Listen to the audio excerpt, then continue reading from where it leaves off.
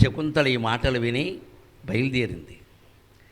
తండ్రి ఇన్ని మాటలు కడుపు నిండా చెప్పేసరికి ఒక్కసారి అనిపించింది, ఇటువంటి తండ్రికి చెప్పకుండా నేను ఎంత పాడు పని చేశాను, నా బతుకేమిటి, ఇవాళ ఈయన పంపేస్తున్నాడు, అక్కడ వాడు కాదంటే నా పరిస్థితి ఏమిటి అని ఒకటి అది పక్కనెట్టేసింది. ఎందుకంటే తండ్రి ఒక ధైర్యం ఇచ్చాడు, నా తపస్సు ఉందని చెప్పాడు కదా. ఆ మాట శిష్యులతో చెప్పాడండి. శకుంతల వింటుండగా చెప్పలేదు. శకుంతల వింటుండగా చెబితే మా నాన్నగారు పెద్ద తపస్సు, శాపం పెట్టారంటే అయిపోతా ఉంటుంది, ఆవిడ అహంకారం అవుతుంది. అందుకే శకుంతల వినకుండా శారద్వతుణ్ణి శారంగరవుణ్ణి పిలిచి రాజుకి చెప్పండి ఈ మాట. దీన్ని జనాంతికం అంటారు సంస్కృత నాటకాల్లో. జనాంతికం అంటే దగ్గరగా ఉన్న వాళ్ళకు కూడా వినపకుండా పక్కకి పిలిచి చెవులో చెబుతారన్నమాట. జనాంతికం ఒక మనిషికి సమీపంగా వచ్చి చెప్పడం. అందుకని శిష్యులు ఇద్దరిని పిలిచి మా అమ్మాయికి చెప్పాల్సిన అవసరం లేదు, రాజుకు మాత్రం ఈ మాట చెప్పండి, ఎందుకంటే ఆయన జాగ్రత్తగా ఉండాలి కదా. ఆ మాటలు ఆవిడ వినలేదు. అందుకని నన్ను వదిలేస్తున్నాడు ఈయన, మళ్ళీ తండ్రిని చూస్తానో చూడనో అని. ఇప్పుడు వియోగం, అమ్మాయి తండ్రి వియోగంతో ఎలా ఉంటుందో గమనించండి, వాళ్ళ మనోభావాలు, వయస్సులో ఉన్న పిల్లలు. అందుకని శకుంతల ఏం చేస్తుందట, జనకుడుండెడి అనుష్ఠాన వేదిక చూచి క్రమరపోయి చూడవచ్చు. జనకుడుండెడి అనుష్ఠాన వేదిక చూచి క్రమరపోయి చూడవచ్చు. స్నానార్థ నియమిత జలజాకరము స్నానార్థ నియమిత జలజాకరము చూచి క్రమరబోయి చూడవచ్చు. తండ్రి భయంగలేని సంతాప జలము అత్తవారింటికి గడి హర్ష జలము. తండ్రి భయంగలేని సంతాప జలము అత్తవారింటికి గడి హర్ష జలము. గోరువెచ్చైన పాలిండ్ల కొనలు తడుప ఎడపదడపన పయ్యద కొంగు పయ్యద తుడుచుకొనుచు. ఎడపదడపన పయ్యద తుడుచుకొనుచు. ఇది తెలుగు సాహిత్యంలో అపురూపమైన కవి పిల్లల మర్రి పినవీర భద్రుడు శృంగార శాకుంతలంలో రాసిన పద్యం ఇది. తండ్రి అనుష్ఠానం చేసుకునే వేదిక ఉంటుంది కదా, బ్రాహ్మణుల ఇళ్లలో ఋషుల ఇళ్లలో ప్రత్యేకంగా తండ్రి అనుష్ఠానానికి ఒక గది, ఒక వేదిక, ఒక అరుగు ఉంటుంది. అక్కడ ఒక పీట వేస్తారు. అక్కడ సాధారణంగా భార్య, ఈయనకి ఒక 60 ఏళ్ళు వచ్చేసరికి భార్యకో 55 ఏళ్ళు వస్తాయి. ఆవిడన్నీ చేయలేక ఏం చేస్తుంది, అమ్మాయిని, అమ్మ నువ్వు కాస్త చూడవే, నాన్నగారికి అక్కడ రాగి చెంబు పెట్టు, పైన గ్లాసు ఒకటి పెట్టు, అవేని లేకపోతే చేదస్థ బ్రాహ్మణుడు చేయడు, కూర్చుంటాడు అక్కడ. తడిగుడ్డ పెట్టు, పొడిగుడ్డ ఒకటి పెట్టు, పీట అక్కడ వై అని చెబుతుంది. ఇవన్నీ అమ్మాయి చేస్తుంది. అందుకని మా నాన్నగారు అనుష్ఠానం చేసుకుంటారు, ఇక్కడే మా నాన్నగారు అనుష్ఠానం చేసుకుంటారు అని అక్కడికి వెళ్ళిందిట. చూసి మళ్ళీ ఈ అనుష్ఠానం ఎప్పుడు చూస్తానో, పొద్దునే నేనే అన్ని సర్దేదాన్ని ఇక్కడ అని బయటికి వెళ్ళి ఇంకా బయలుదేరదామని వాడు శిష్యులు అంటూ ఉంటే ఒకసారి ఉండండి, మళ్ళీ అనుష్ఠాన వేదిక దగ్గరికి వెళ్ళి మళ్ళీ వస్తుంది. ఇలా వెడుతోంది, ఇల్లు దాటట్లేదు ఈ పిల్ల. అంతేకాదు, స్నానార్థ నియమిత జలజాకరము చూచు. ఆశ్రమానికి బయట ఓ చెరువు ఉంది, అక్కడే నిరంతరం కణువుడు తెల్లారగట్ట 4 గంటల వేళ స్నానం చేస్తాడు. అప్పుడు ఈ పిల్ల కూడా వస్తానని చెప్పేది. నువ్వు ఇప్పుడు రాకూడదు అని ఆపడం చాలా కష్టం అయ్యేది, ఇంకా చన్నీళ్ళు చేయలేదని, అంతకంటే వెళ్ళా. అలా పాపం అంత ప్రేమగా చూసేవాడు అని అక్కడికి ఆయన దగ్గర స్నానం చేసే చెరువు ఉంది కదా, అక్కడికి వెళ్ళి మా నాన్నగారు ఇందులోనే స్నానం చేస్తారు. అంతా అయిపోయాక ఒక్కోసారి తువ్వాలు మర్చిపోయి వెళ్ళిపోతారు, నేను పట్టుకెళ్ళి ఇచ్చేదాన్ని అని ఏదో అనుకుంటూ పాపం అక్కడికి వెళ్ళి మళ్ళీ వెనక్కి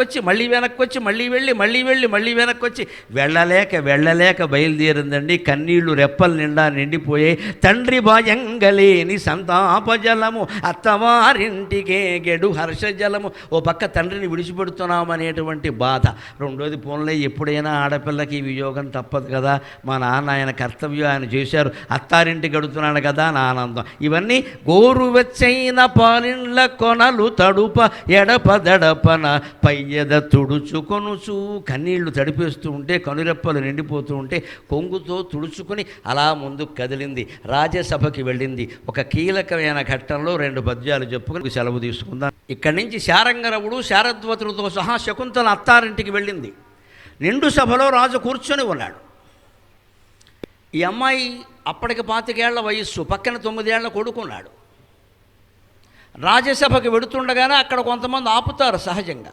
నేను ఆయన భార్యనే అని చెప్పింది ధైర్యంగా. వాళ్ళు కాబోసు అనుకున్నారు. భార్యను ఎక్కడ ఆపుతారు?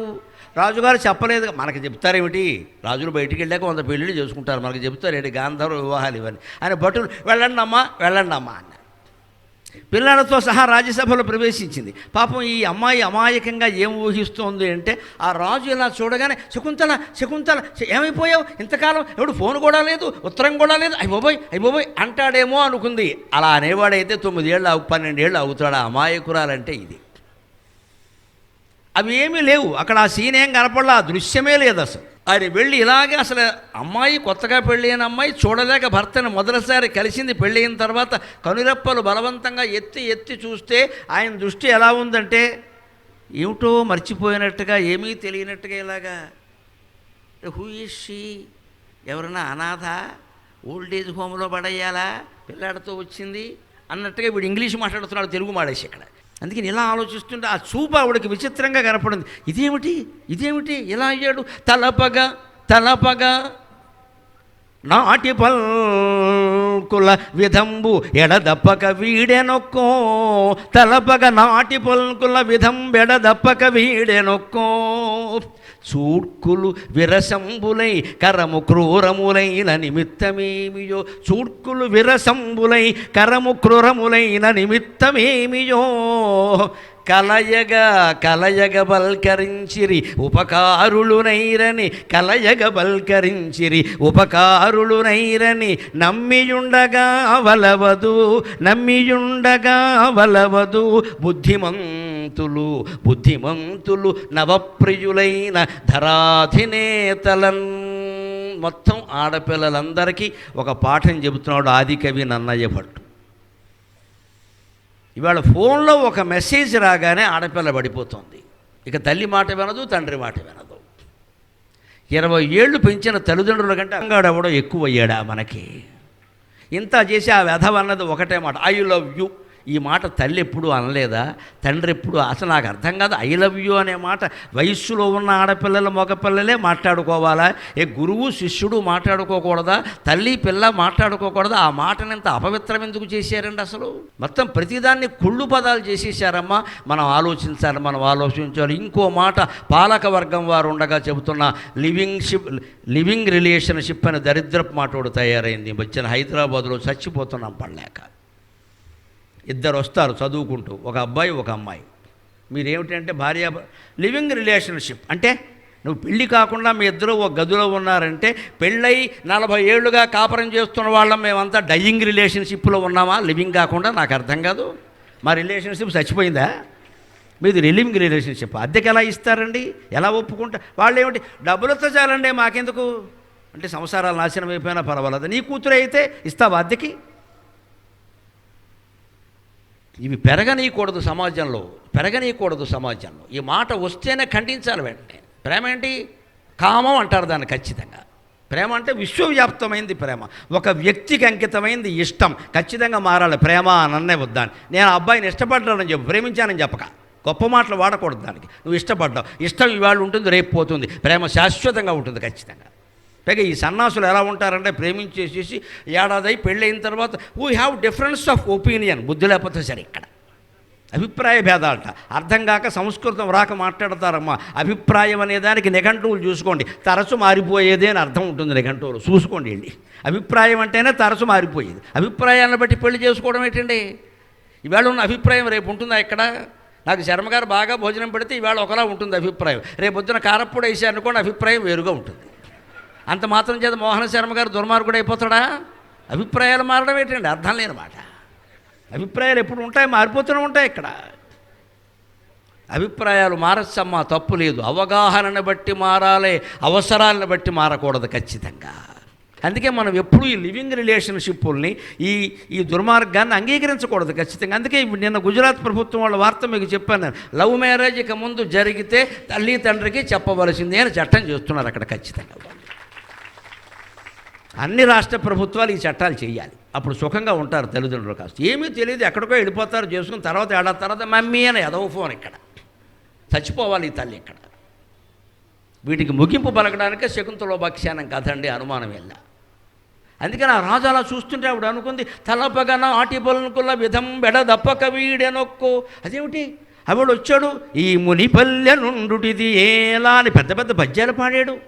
ఇక్కడే ఉంటావు, పేడతో అలికారు. మా రాజమందిరాలకు వచ్చాయి, ఓ చంద్రహాస మందిరాలన్నీ ఉన్నాయి, ఇక్కడ బంగారు పరుగులు ఉన్నాయి, రత్నాల స్తంభాలు ఉన్నాయి అని చెప్పాడు. మా తండ్రి వస్తారయ్యా, 3 రోజులు ఆగితే వస్తారయ్యా, నువ్వు అతిథిగా ఉండు, ఏ కందమూలాలు ఫలాలు పెడతానంత వినకుండా నన్ను వశం చేసుకున్నాడు మనిషి. ఇవాళ కనీసం చూడట్లేదు, గుర్తించట్లేదు. ఇదా బతుకు. ఒక్కసారి శకుంతలకి 3 లోకాలు కళ్ళ ముందు తిరిగాయి. అయ్య బాబోయ్, మనుషులు ఎలా ఉంటారు, మనుషులు. పైగా బిడ్డతో ఉన్నాను నేను, 9 ఏళ్ల బిడ్డ. ఇప్పుడు ఈ రకంగా ఎక్కడికి వెళ్ళాలి? నా జీవితం ఏమిటి? ఇంకా నా జీవితం వదిలే, నేను అన్నీ నిగ్రహించుకుని కూర్చుంటా. ఈ బిడ్డ ఏం కావాలి? ఎవరికి పుట్టారంటే నేనేం చెప్పాలి? ఒక మహారాజు కొడుకుని గురించి ఏం చెప్పాలి? నేను తెలియదని చెప్పాలా? అయితే ఈ పెద్ద మనిషి పేరు చెబితే రాజును మోసం చేశానంటే నా బతుకేమిటి అని ఆవిడకి మొత్తం జీవితం అర్థమైందమ్మా, మొత్తం జీవితం అర్థమైంది. అందే 100 వేదాంత గ్రంథాలు చదివినా అర్థం కాని వేదాంతం పెళ్ళైతే ఇద్దరికి టీకా తాత్పర్యాలతో సహా అర్థమైపోతుంది, అనుమానం ఏమీ లేదు ఇక్కడ. అందుకే మన హిందూ ధర్మంలో గృహస్థాశ్రమం చాలా ముఖ్యమన్నారు. సన్యాసాన్ని, బ్రహ్మచర్యాన్ని ప్రోత్సహించలేదు. మనం ఉండలేమని వాళ్ళకి తెలుసు. పెళ్లి చేసుకోండి, 4 మొట్టికాయలు పడితే భగవద్గీత నువ్వే చదువుతావు, ఎవడో చదవమని చెప్పక్కర్లేదు. ఇక్కడ రోజు పట్టుకుని వదలం. ఇంకా మొట్టికాయలు పడితే ఎందుకు చదవడం? సుఖంగా ఉన్నవాడు చదవడం. అందుకని ఆయన అదేమిటి ఆ వేళ మాట్లాడమని మర్చిపోయాడా? అంతేకాదు, పలుకులు చూడ్కులు విరసములై కరము క్రూరములైన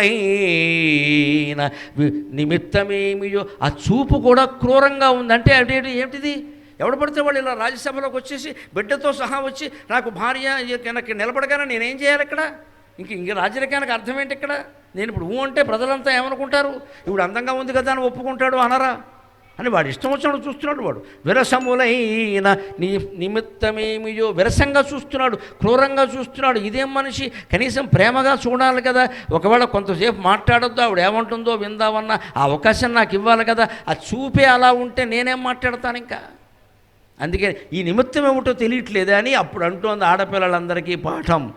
మాట జాగ్రత్తగా గుర్తుపెట్టుకోవాలి. అండర్లైన్ చేయదగిన మాట ఇది ఖచ్చితంగా. కింద గీత గీసుకోవాలి. కరము ఉపకారులైరని కలయగబల్కరించి ఉపకారులులైరని నమ్మియుండగా వలవదు.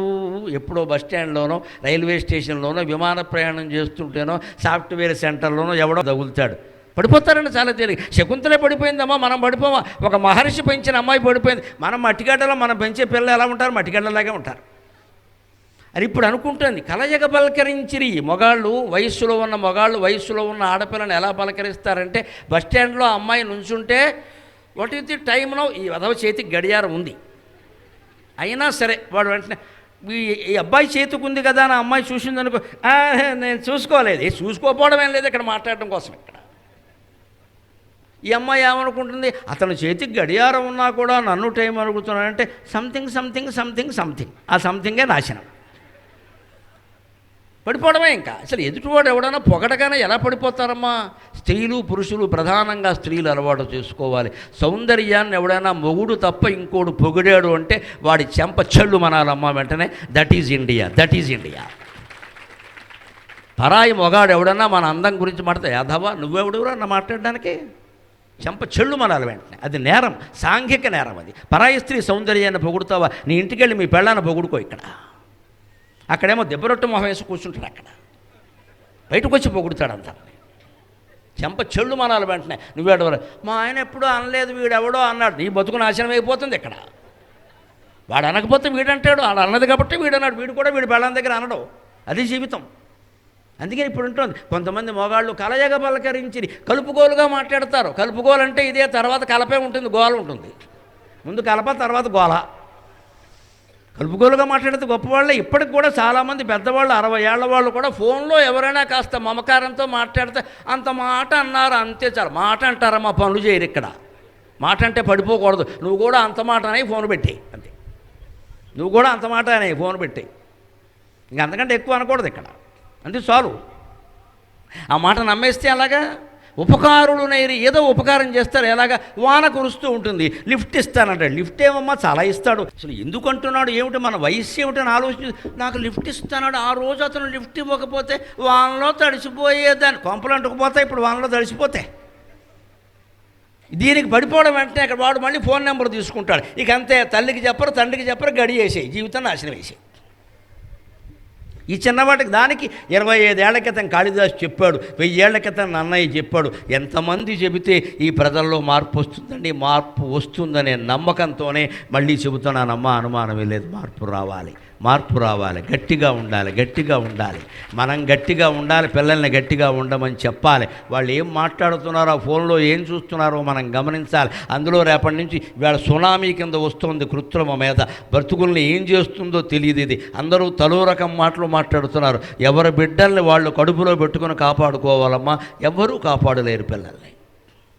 ఏ మాయ నాటకాలు నడుస్తాయో తెలియదు. ఆర్టిఫిషియల్ ఇంటెలిజెన్స్ వస్తే ఏ మాట నమ్మాలో ఏ మాట నమ్మకూడదో తెలియదు. వాటి నుంచి బయటపడాలంటే ఒకటే లెక్క, మన బిడ్డల్ని మనమే కాపాడుకోవాలి. ఆ శిక్షణ ఇవ్వాలి. ముందు ఉద్యోగాల కోసం శిక్షణ కాదు, జీవితాన్ని కాపాడుకునే శిక్షణ ఇవ్వాలి. అందుకోసం 3 రోజుల కోచింగ్ ప్రోగ్రాం పెట్టారు ఇక్కడ దేవస్థానం వాళ్ళు. అది లెక్క, మన బిడ్డలకు శిక్షణ ఇవ్వడానికి. ఆ శిక్షణ ఇందులో ఉంది. ఉపకారం చేశారు, కలుపుగోలుగా మాట్లాడారు, లిఫ్ట్ ఇచ్చారు, సాయం చేశారు. అందుకే నేర్పాలి. పలకరించారు. ఏదో పలకరిస్తారు, వాడు అవసరం కొద్దీ పలకరిస్తారు. 90 ఏళ్ళ ఉండి పలకరించమని ఎవడ పలకరిస్తాడేమో చూస్తాను నేను. ఈ ఆలోచన చేయాలి అని నమ్మకూడదని చెబుతున్నాడు ఇక్కడ. శకుంతల చెబుతోంది. మొత్తం ఆడపిల్ల ఎవరినట? నవప్రజులైన ధరాధినాదులను, బుద్ధిమంతులు. అంతేకాదు, మగాళ్ళు ఆడవాళ్ళని ఆకట్టుకోవడం కోసం తెలివితేటలు ప్రదర్శిస్తారండి. ఇది కూడా చెప్పింది శకుంతల. బుద్ధిమంతులు, తెలివి ఉన్నట్టు నటిస్తారు ఇక్కడ. నాకు ఫోన్ ఆన్ చేయడం కూడా చేత కాదు, అతను అన్ని యాప్లు చూపించాడు, తర్వాత ఊపైపోతావు, జాగ్రత్త. ఈ బాత్రూమ్ ఫోన్ వాడడం తెలియకపోతే ఎవరి దగ్గర వచ్చిన వాళ్ళ దగ్గర నేర్చుకుంటాం. తల్లి దగ్గర, తండ్రి దగ్గర, అన్నగారి దగ్గర నేర్చుకుంటాం. ఈ బోడి వేధ బస్ స్టాండ్లో ఉన్నవాళ్ళు లేపారేంటి మనకి ఎక్కడ? ఈ యాప్ గురించి, యాప్లే మింగేస్తున్నాయి ప్రజలు ఎక్కడ. ఇదే అమ్మాయిల ఆలోచన. బుద్ధిమంతులు, తెలివైన వాడు తొందరగా నమ్మేస్తారండి. ఏ మొగాడైనా సరే కాస్త స్ట్రాంగ్గా నిలబడి సమర్థుల్లో ఉంటే చేసుకుంటే వాడినే వాడు పెద్ద రౌడీ అమ్మ నీకు తెలియదు ఎక్కడ. అందుకే స్ట్రాంగ్గా ఉన్నాడు వాడు పెళ్ళాన్ని అడుగు, వాడి సంగతి చెబుతుంది. ఈ సమర్థతలు, తెలివితేటలు ఇవేవీ సరిపోవండి. వాడి ప్రవర్తన గురించి విచారణ చేయవలసింది. నవప్రియులైన ధరాధినాథులు, అందులో ఆనాటి రాజుల గురించి వేరే చెప్పక్కల్లా. ఎప్పటికప్పుడు కొత్త వాళ్ళు ఎవరో కనపడగానే పాత వాళ్ళకి రూములో పెట్టి తాళం వేస్తారు. ఏం చెబుతారు? దశరథుడికి 3 భార్యలు, దుష్యంతుడు కూడా శకుంతల కలిపితే 3 4 ఎవరు చెప్తారు ఇక్కడ? ఆ రోజుల్లో మామూలైన విషయం అది. అందుకని అయ్యో అని చెప్పి అప్పటికీ ఒక మాట, పాజిటివ్ థింకింగ్ అంటే ఇది. ఏమోలే, రాజకార్యభారం కదా, మర్చిపోయారేమో అని చెప్పి, మహారాజా నువ్వు వేటకొచ్చావు అనగనగా రాజుకి 7 కొడుకులు, 7 వేటకెళ్ళారని కథ మొదలెట్టింది ఇక్కడ. ఆయనకి ఏదో తెలియనట్టు. నువ్వు వేటకొచ్చావు, అలాగ అలసిపోయి మా ఆశ్రమానికి వచ్చావు, అప్పుడు నన్ను పలకరించావు. ఎవరన్నావు? నేను నా జన్మ వృత్తాంతం అంతా చెప్పాను. నన్ను పెళ్లి చేసుకుంటానన్నావు. మా నాన్నగారు వస్తారు, ఉండమని చెప్పాను. నీకు నువ్వే కర్తవే, నీకు నువ్వే సర్వస్వం, చేసేసుకోవచ్చు అన్నావు. గాంధార వివాహం అన్నావు. పోన్లేని నిన్ను నమ్మాను. కొడుకును రాజు చేయాలని వరం కూడా అడిగాను. ఇచ్చేసావు వెంటనే, నీళ్లు ధారపోసేసి. అన్నీ చేసావు కదా అని నీతో నేను శారీరక సంబంధం పెట్టుకున్నా. ఈవేళ ఇలా అన్యాయం చేయిచ్చా తెలియనట్టుగా. ఇది జరిగింది మహారాజా. రాజకీయ కార్యకలాపాల వల్ల నిత్యము రాజులు పరిపాలనలో ఉంటారు, తీర్పులు చెప్పాలి. కాబట్టి బహుశా నువ్వు మర్చిపోయావేమో. ఇది 12 ఏళ్ల క్రితం కథయ్యా. నువ్వు ఎప్పుడైనా వస్తావేమో, రథం పంపిస్తావేమో, సైన్యం పంపిస్తావేమో అని నేను మా తండ్రితో సహా ఎదురు చూశాం. లేక ఇప్పటికి వచ్చాను. అందుకని నువ్వు అర్థం చేసుకోవయ్యా అని తన కథ మళ్ళీ చెప్పిందండి. ఇంత చెప్పాక కూడా ఈ పెద్ద మనిషి ఏమన్నాడో చెప్పి నేను సెలవు తీసుకుంటా. ఉత్కంఠాభరితమైన సన్నివేశంలో పెట్టి రేపు దానికి పరిష్కారం చేద్దాం. ఇంత విన్నాక ఈయనేమన్నాడో తెలుసా? ఏ నెరుగను ఎక్కడి దానవు, ఏ నెరుగను ఎక్కడి దానవు, మిన్నకయ అనుచితంబులు పలుకంగానేల. ఏ నెరుగను ఎక్కడి దానవు, మిన్నకయ అనుచితంబులు పలుకంగానేల. అరుగుము అంబురుగానన ఎందుండి వచ్చితి అందులకు వడిన్. ఒక్క మాటతో శకుంతల కట్టుకున్న ఆశా సౌధం మొత్తం కుప్పకూలిపోయింది పేకమేడలాగా. ఏ నెరుగను నువ్వెవరో నాకు తెలీదు. ఏమిటి ఇక్కడికి వచ్చేదో బిడ్డతో సహా వచ్చి వేషాలు ఇస్తున్నావు? ఏమిటిది? ఎక్కడి దానవు? ఎక్కడి నుంచి వచ్చావు అసలు నువ్వు? ఎవరమ్మా నువ్వేదో కథ చెబుతున్నావు. నేను వేటకు రావడం, అక్కడ ఉండడం, నిన్ను చూడడం, మోజుపడడం, నీకు వాగ్దానం చేయడం నాకు కలలో కూడా ఉన్నట్టు గుర్తు రావట్లేదు. ఎక్కడ అంత డ్రామా ఆడుతున్నాడండి. ఇది మనిషి మోసం చేసేవాడు ఇలాగే ఉంటాడు. ఈయన మోసం చేస్తాడా ఇంకేదైనా ఉందా అది రేపొద్దున చూద్దాం, క్లైమాక్స్లో ఉంటుంది అది. కానీ జరిగింది కదా, జరుగుతుంది కదా. నేను ఎరుగాను, నేను ఎక్కడి దానవమ్మా, ఏ ఊరు నుంచి మీది, నేను ఎలా కనపడుతున్నాను అసలు నీకు, నువ్వు ఇలా బిడ్డతో సహా వస్తే నీకు తాళి కట్టేస్తానా? మిన్నకయ అనుచితంబులు బలకంగా అనేలా. ఏమిటి పెళ్ళి అంటావు, గాంధర్వ వివాహం అంటావు, మనం కలిసి 3 రోజులు, నాకు 3 రోజులు తిరిగే అవకాశం ఎక్కడదమ్మా? నా ఇంట్లో రాజ్యమే చేయలేకపోతున్నా, ఇంట్లో కాపురం చేయలేకపోతున్నాను, నేను అంత బిజీగా ఉన్నాను. నేను నీతో 3 రోజులు గడిపే అవకాశం నాకెక్కడది? ఏం మాటలు మాట్లాడుతున్నావు ఇక్కడ? మిన్నకయ అనుచితంబులు పలుకంగానే అలా అరుగుమో అంబురుహానన ఎందుండి వచ్చేది అందులకు వడిన. పద్మం లాంటి ముఖం ఉంది, అందంగా ఉంది కదా అని, ఉన్నావు కదా అని నిన్ను చూసి మోజుబడి పెళ్లి చేసుకుంటాననుకుంటున్నావేమో, ఎక్కడి నుంచి వచ్చావో అక్కడికే వెళ్ళు అన్నాడండి. ఇది సమాధానం. ఇప్పుడు ఏం జరిగింది తెలుసా? శకుంతలకి చాలా క్లిష్ట పరిస్థితి వచ్చింది. వెంటనే పౌరుషం వచ్చింది. మా నాన్నగారు ఉన్నారు, నాకేమిటి, ఆయనకు తెలుసు, వీడు నమ్మకపోయినా ఆయన నమ్ముతాడు అని ఒక విచిత్రమైన అడుగేసింది ముందుకి. అప్పుడు ఒక ఘట్టం జరిగింది. ఆ శారద్వతులు శారంగరవుడు ఉన్నారు, వాళ్ళతో పాటు గౌతమి అని ఒక వృద్ధ స్త్రీ వచ్చింది. ఆవిడ అంది, అమ్మాయిని వాడు కాదంటున్నాడు, పెద్ద ఆవిడ కదా పాపం, అమ్మాయిని వాడు కాదంటున్నాడు, మనం తీసుకెళ్ళిపోదాం, పుట్టింటికి కాకపోతే ఎక్కడికి వస్తుంది అనగానే అక్కడ శారంగరవుడు ముందుకు వచ్చి, ఆగో అన్నాడు. శకుంతలని ఇలా కుడి చేతి చూపుడు వేలు పెట్టి, తప్పు చేసిన మనిషి ఆడదైనా మొగాడైనా అందరికీ ఎలా లోకువైపోతారో గమనించండి. ఆగో. కాళిదాస్ అక్కడ గొప్ప తీవ్రమైన వచనం రాస్తాడు. ముహుస్తిష్ఠేత్యుచ్చైర్వదతి గురు శిష్యే గురు సమే. నేను గురు శిష్యుణ్ణి కాదు, ఇప్పుడు గురువుతో సమానం. శకుంతల ఆగు, మాతో రావడానికి వీల్లేదు అని ఒక చూపు చూశాట. ఆగు అన్న మాట ఒక్కటే వచ్చింది అతను నోటమ్మట. ముహుస్తిష్ఠేతి ఉచ్చైర్వదతి, గంభీరంగా మాట్లాడట. ఆగో, ఎక్కడికి వస్తున్నావు ఇక్కడ అంటే దాంట్లో ఆ చూపులో ఎన్ని అర్థాలు ఉన్నాయి? నీ ఇష్టమా? నీకు మేమేమవుతాం? నీకంటే 1-2 ఏళ్ళు చిన్నవాళ్ళం. ఎప్పుడు మా అక్క అనుకున్నాం కానీ మాకు వేరే భావన రాలేదే గురుకులంలో. మేము ఎందుకున్నాం నీతిగా? కణ్వ మహర్షి మీద గౌరవంతో ఉన్నాం మేము. శారంగరవుడైనా నేనైనా మిగిలిన శిష్యులైనా నిన్ను సోదరిగా భావించాం. ఇక్కడ ఎప్పుడూ నీతో మేము పొరపాటు మాట మాట్లాడలేదే. వాడెవడో మహారాజు రాగానే వేటాడు అలిసిపోగానే గుక్క నీళ్ళిచ్చి పంపాల్సింది పోయి వాడిని ప్రేమించానంటావా? వాడి ప్రేమలో పడిపోతావా? కనీసం తండ్రి వచ్చే వరకు ఆగలేవా? నీ తప్పేం లేదా? వారి తప్పేనా? మర్చిపోతారని తెలియదా? తప్పు చేసిన వాళ్ళు ఇలా తప్పించుకుంటారని తెలియదా? ఆలోచించద్దా? ఏం చదువుకున్నావు కణ్వ మహర్షి దగ్గర? వేదశాస్త్రాలు మాకు చెబుతుంటే నువ్వు విన్నావు కదా, పురాణాలన్నీ విన్నావు కదా, తండ్రి బ్రహ్మచర్యం చూశావు కదా, ఏం నేర్చుకున్నావు? ఈ భావాలన్నీ ఒక్క చూపులో ఉన్నాయండి. అది కాళిదాసు అభిజ్ఞాన శాకుంతలం. ఒక చూపు చూశాడు అన్నాడు. ఇంకేలా? ఇదంతా నా వ్యాఖ్యానం. ముహుస్తిష్ఠేత్యుచ్చైర్వదతి గురు శిష్యే గురు సమే అని రాశాడు సంస్కృతం. ఆగో అని 2 సార్లు. మళ్ళీ ఆగో, ఎక్కడికి వస్తున్నావు? నేను చెబుతున్నది గురువు శిష్యుండ కాదు, గురువునే. మా గురువుగారు మాకు చెప్పారు, నీకు చెప్పకపోయినా నాకు తెలుసు ఆయన మనస్తత్వం. తిరిగి నువ్వు పుట్టింటికి వస్తే అక్కడ మాకు అప్రతిష్ట. ఆగు అంటే ఇక్కడ ఈ సమస్య నువ్వు ఇక్కడే పరిష్కరించుకోవాలి. ఇక్కడ ఒక్క మాట, సరదాకు ఒక మాట చెప్పుకొని మనం సెలవు తీసుకుందాం.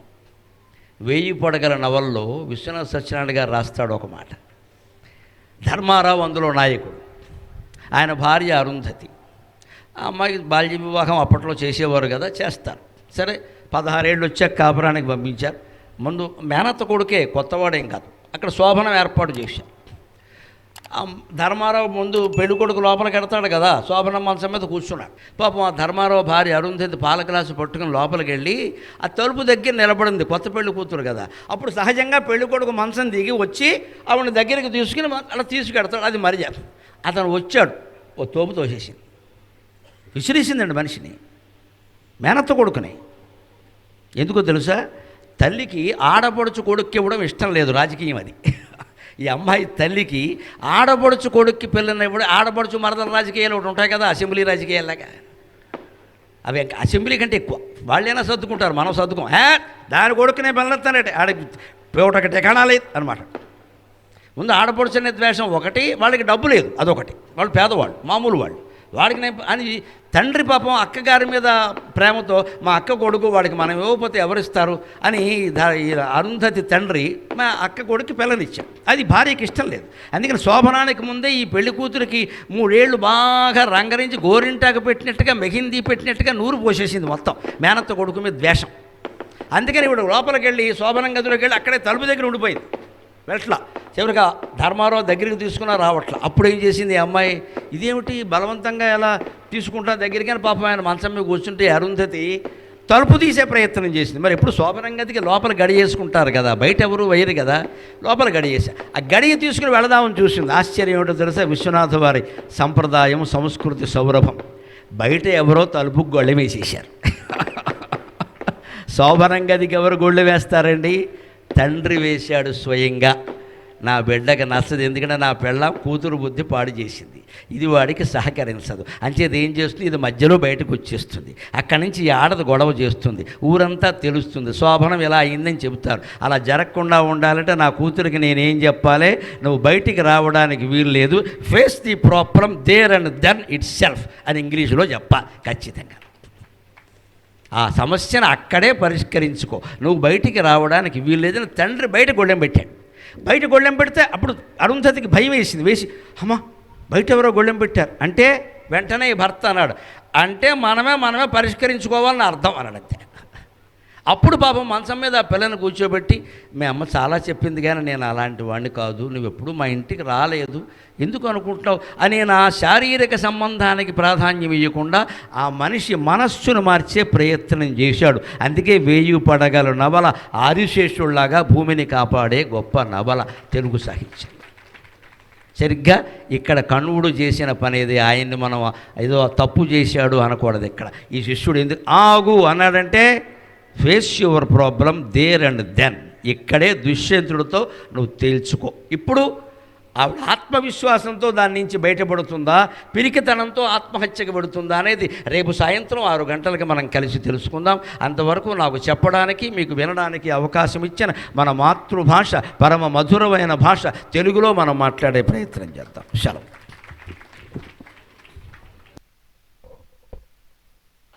చాలా సంతోషం. దాదాపు 2 రోజులుగా మహాసహస్రావధాని గరికిపాటి నరసింహారావు ప్రవచనములు చాలా పెద్ద ఎత్తులో. ఒక 2 నిమిషాలు ఉండండి. మనందరి ప్రియతమ నాయకులు రాష్ట్ర ఐటీ ఇండస్ట్రియల్ శాఖ మంత్రులు దుద్దిల్ల శ్రీధర్ బాబు గారిని సవినయంగా వేదిక మీదకి రావాల్సిందిగా కోరుతున్నాం. మంత్రపురి ధర్మ ప్రచార సమితి ఆధ్వర్యంలో నిర్వహిస్తున్నటువంటి 3 రోజుల కార్యక్రమంలో భాగంగా పెద్దలు మహానుభావులు సనాతన ధర్మ ప్రచార సమితి మరి ఇలాంటి కార్యక్రమాలు మన మంత్రిలో చాలా జరిగినాయి.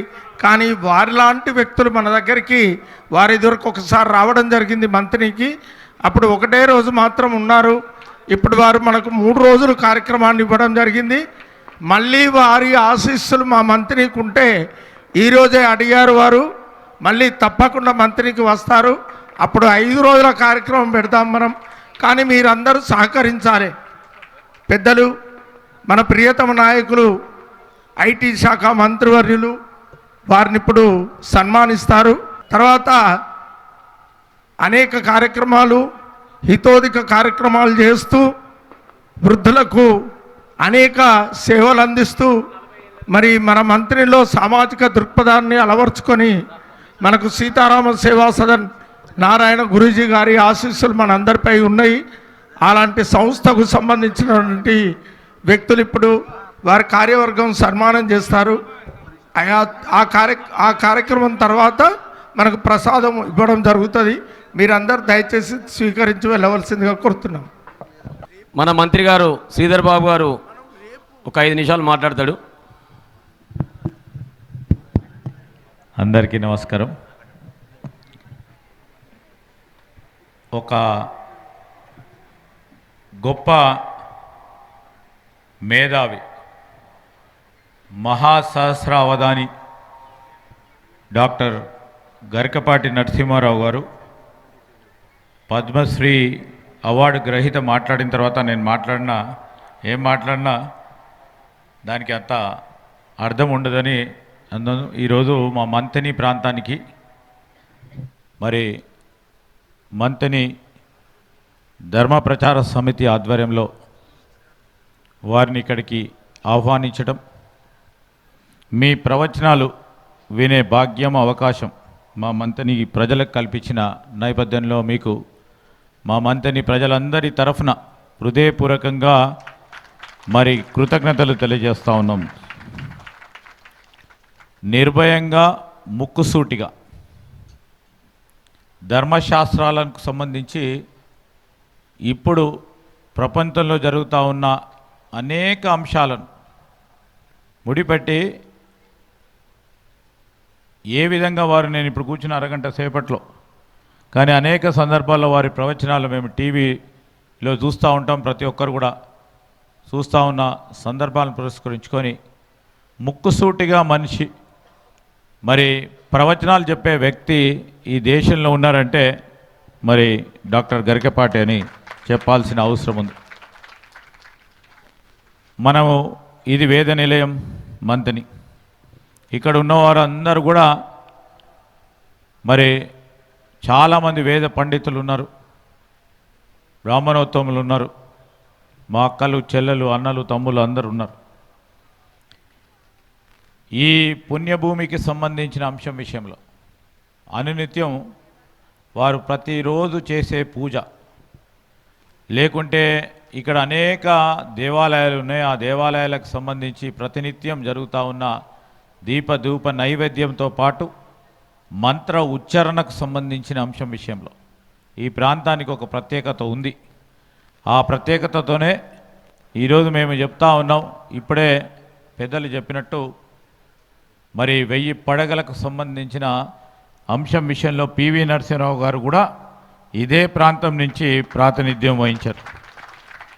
సో ఈ గడ్డకు సంబంధించి మరి ప్రభావం, పెద్దలందరూ చేసే మంత్ర ఉచ్చారణ ఒక పాజిటివ్ అంశాలతో ఇక్కడ ఉన్న మా ప్రజలు వారందరికీ సంబంధించి మరి మీరందరూ వచ్చి రేపు రాబోయే కాలంలో ఏ విధంగా ప్రజలు కానీ కుటుంబాలు కానీ ఈరోజు సమాజం కానీ ఏ విధంగా ఉండాలని మీ ప్రవచనం ద్వారా తెలిసే మహాభాగ్యం వీరందరికీ కూడా కలిగింది. నేను ఈ సందర్భంలో వారికి ప్రత్యేకంగా, ఎందుకంటే 2-3 సందర్భాల్లో నేను ప్రయత్నం చేసిన వారు రావాలి. మరి మొన్న జరిగిన మన సరస్వతి పుష్కరాలకు సంబంధించి వారిని మేము కోరటం జరిగింది. వారి కొద్దిగా అనారోగ్యం వలన వారు ఆ రోజు రాలేకపోయారు. అంత పుష్కరాలకు సంబంధించి మే మాసంలో జరిగే అంత పుష్కరాలకు సంబంధించి మేము తప్పకుండా వారిని రావాలని కోరుతా ఉన్నాం. మరి తప్పకుండా కాళేశ్వరం వచ్చి అక్కడ కూడా మరి ఈ ప్రాంత ప్రజలే కాదు యావత్ రాష్ట్రానికి సంబంధించిన ప్రజానీకం వస్తూ ఉన్న సందర్భంలో ప్రత్యక్షంగా మీ ప్రవచనాలు వినే భాగ్యం కలిగియాలని వారిని కోరుకుంటా ఉన్నాం. మరి మీరు 2 మాటలు చెప్పి మీరు నన్ను కానీ ప్రత్యేకంగా మా నాన్నగారిని ఈరోజు జ్ఞాపకం తెచ్చుకునే ఒక మా ఆశీస్సులు పలికిన సందర్భంలో రాబోయే కాలంలో నేను కూడా ఏ విధంగా ఉండాలని ఇప్పటి నుంచే చెప్పారు. రేపొద్దున మళ్ళీ నడకడ ఎక్కడ తప్పిపోకుండా ఉండాలని స్పష్టంగా కూడా చెప్పడం జరిగింది.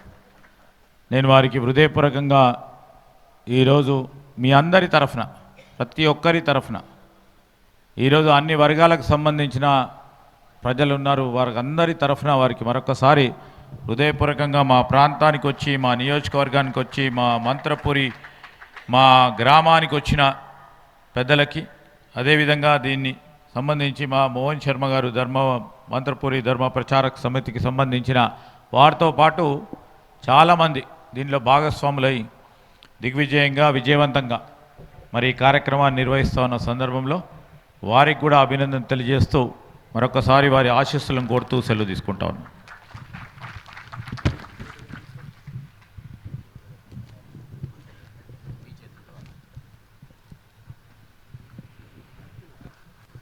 తర్వాత సీతారామ శివాసద సార్ దయచేసి రేపు చివరగా ఈ కార్యక్రమానికి వారిని ఆహ్వానించినటువంటి కొంతం సత్యనారాయణ కుటుంబ సభ్యులు, కొండా శంకర్ కుటుంబ సభ్యులు, ఒడ్నాల శ్రీనివాస్ వారి కుటుంబ సభ్యుల సన్మానం ఉంటుంది రేపు చివరి రోజున. ఇంకా పాల్పంచుకున్న వాళ్ళు సీతారామ సేవా సదన్ వారు కూడా చాలామంది మీ అందరి పెద్దల సహకారంతో ఇంత పెద్ద కార్యక్రమాన్ని నిర్వహించాం. రేపు చివర అది ఉంటుంది.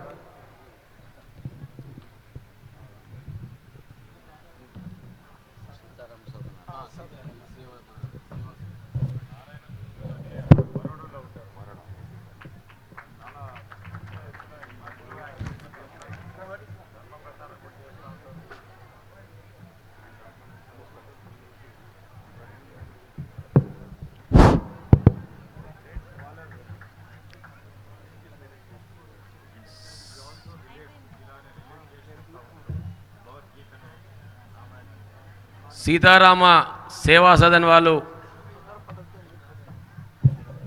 డాక్టర్ గరికపాటి నరసింహారావు గారికి చిరు సత్కారం. నిజంగా చాలా సంతోషం. అప్పుడే 2 రోజులు అయిపోయింది. ప్రసాదం ఇస్తారు. దయచేసి ఒక 2 నిమిషాలు అక్కడ ఓపిక పట్టండి. ఆలయ కమిటీ సభ్యులందరూ కూడా ప్రసాదం తీసుకొని తొందరగా బయటికి పోవాలి. తొందరగా సువర్ణ గణపతి ఆలయ కమిటీ సభ్యులందరూ కూడా పోవాలి. అమ్మ మీరందరూ కూడా సహకరించాలి. ఇంతమందికి చెయ్యాలి అంటే వారు చెప్పినట్టు నేను సహస్ర అవధానిని కాలేదు. ఇంటి పేరు అవధాని, కానీ సహస్ర చేయలే నేను. పాపం సహకరించండి. ఎవరో శనగలు ఇస్తున్నారు, ఎవరో పులిహోర పెడుతున్నారు, ఎవరో సీరా పెడుతున్నారు. మనిషిలో ఈ మనస్తత్వం రావాలి. వచ్చినప్పుడే మనకు మంచి జరుగుతుంది. అది గుర్తుపెట్టుకోండి. సహకరించండి వాళ్ళకు. అందరు సేవ చేయండి.